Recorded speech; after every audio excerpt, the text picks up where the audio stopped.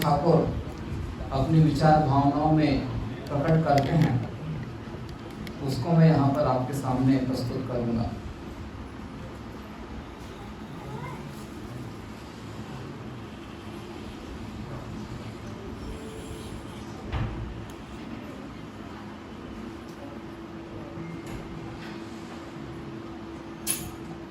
श्री चैतन्य महाप्रभु जब संन्यास ग्रहण कर लेते हैं तो उनके वस्त्र बदल जाते हैं, उनके शरीर पर जो आभूषण थे वो हट जाते हैं, उनके केश हट जाते हैं।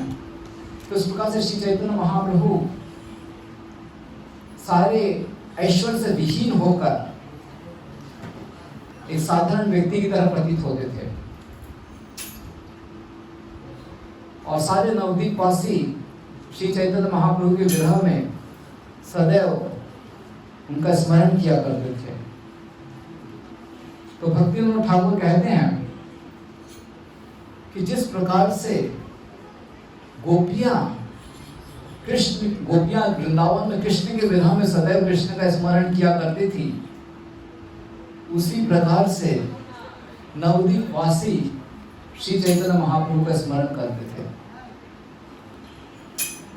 तो गोपियां सदैव कृष्ण का स्मरण करते हुए, कृष्ण की लीलाओं का वर्णन करते हुए कृष्ण की प्रतीक्षा करती थी कि कब कृष्ण आएंगे।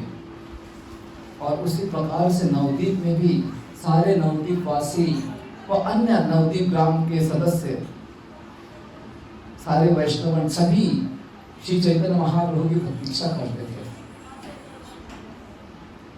फिर एक समय सूर्य ग्रहण की तिथि पर सारे वृंदावन के वासी कुरुक्षेत्र गए थे और वहां पर उन्होंने श्री कृष्ण का दर्शन किया था, क्योंकि श्री कृष्ण भी कुरुक्षेत्र में स्नान करने के लिए आए थे। तो जब वहां पर गोपियों ने कृष्ण का स्मरण, कृष्ण का दर्शन किया, तो कृष्ण का दर्शन उन्होंने उस रूप में किया जो स्वरूप उनको अच्छा नहीं लगा। कृष्ण कुरुक्षेत्र में द्वारिका कृष्ण थे, वृंदावन कृष्ण नहीं। अर्थात उनके सर पर मुकुट था, उनके शरीर पर बहुत ही राजसी ऐश्वर्यशाली वस्त्र थे और अलग अलग धातुओं के, रत्नों के आभूषण थे। साथ ही उनके शरीर पर अस्त्र शस्त्र थे।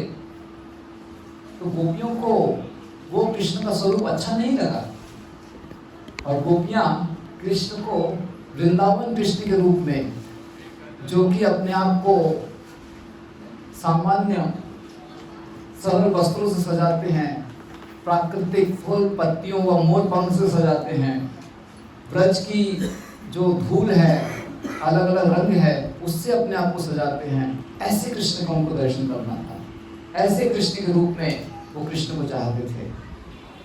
अतः सारी गोपियां यही प्रार्थना करती हैं कि आप द्वारिका के वैभव को छोड़कर वृंदावन आ जाइए।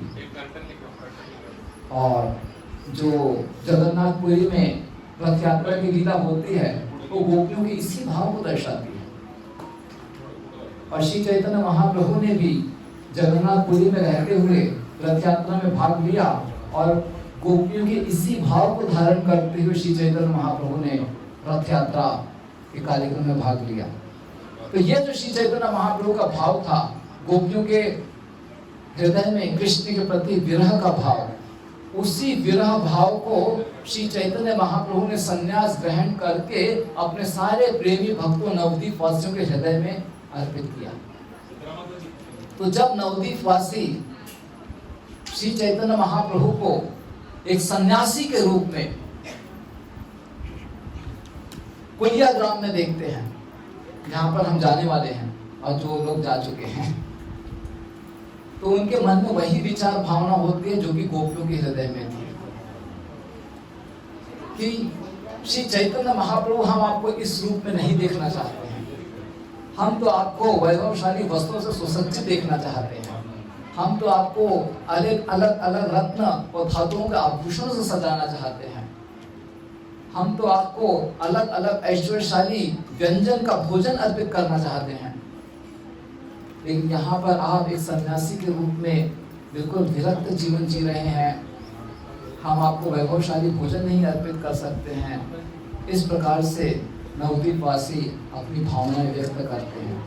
तो भक्तिविनोद ठाकुर बतलाते हैं कि वही भाव जो कृष्ण ने गोपियों के हृदय में प्रकट किया था, वही भाव श्री चैतन्य महाप्रभु ने नवद्वीप वासियों के हृदय में प्रकट किया है। और भक्तिविनोद ठाकुर उन्हीं नवद्वीप वासियों में से एक होकर उन भावनाओं को प्रकट करते हुए कहते हैं कि हे श्री चैतन्य महाप्रभु, हमें आपका ये रूप भाता नहीं है। हम तो आपको नवद्वीप के निमाई पंडित के रूप में ही पूजना चाहते हैं। अलग अलग ऐश्वर्यों से, अलग अलग प्रकार के सुंदर व्यंजनों से हम आपकी सेवा कर आपको प्रसन्न करना चाहते हैं।